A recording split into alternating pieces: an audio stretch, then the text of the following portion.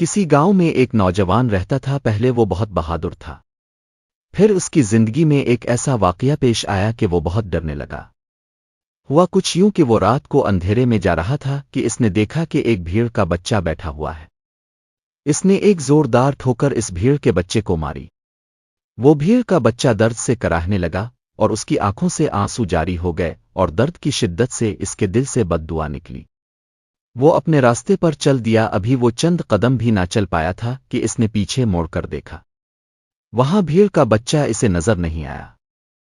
اس نے اسے اپنا وہم جانا اور سر جھٹک کر آگے جانے لگا۔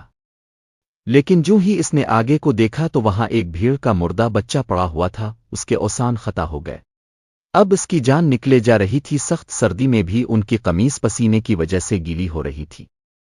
اب وہ بھاگنے کا راستہ ڈھونڈ رہا تھا، لیکن جس سمت بھی دیکھتا اسے مردہ بھیڑ کا بچہ نظر آتا۔ وہ اس لمحے کو کوس رہا تھا جب اس نے بھیڑ کے بچے کو لات ماری تھی، لیکن اب پچھتانے کا کیا فائدہ؟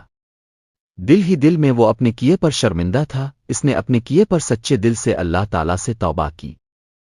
اللہ تعالیٰ نے اسے اس مشکل سے نکالا اور وہ بمشکل اپنے گھر کو پہنچا۔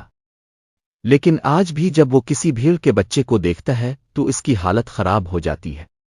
معصوم اور بے زبان جانوروں کے ساتھ ظلم کرنے سے اس سے بہادری جیسی نعمت چھین لی گئی۔ ہمیں جانوروں کے ساتھ پیار سے پیش آنا چاہے، ایسا نہ ہو جانوروں کے دل سے نکلی بد دعا ہمارے لیے ساری زندگی کا دکھ بن جائے۔